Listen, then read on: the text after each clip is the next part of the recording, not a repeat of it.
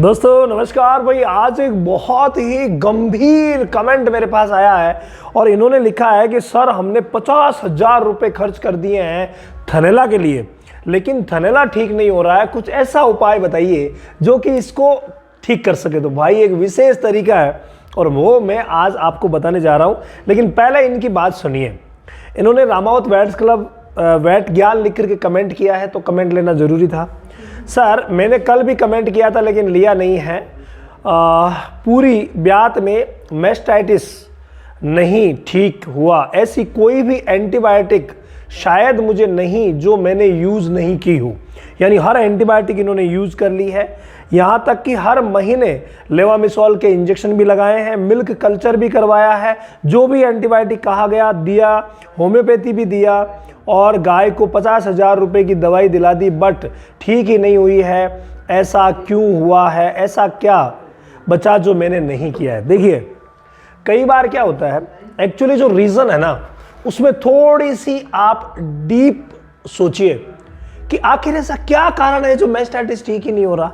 तो पहले तो आपने अगर डिटेल में ये लिखा होता कि मेस्टाइटिस कैसा है, कौन सा है, पहचान करके आपके पशु चिकित्सक ने उसे कौन सा डिक्लेयर किया है, ये अगर बता दे तो और भी अच्छा रहता। फिर भी मैं तो इलाज बताऊंगा आपको। देखिए एक मैटर है जिसको शायद आपने छोड़ दिया है और वो है रूमन पीएच का। आप रूमन की पीएच नोट करवाइए और देखिए कि पीएच कितनी आ रही है और उस पीएच को कंटिन्यूसली 7-7 दिन से 3 बार नोट करवाइए। और पीएच का अगर इश्यू है तो पहले उसको सॉल्व करवाइए, उसके बगैर ठीक नहीं होगा।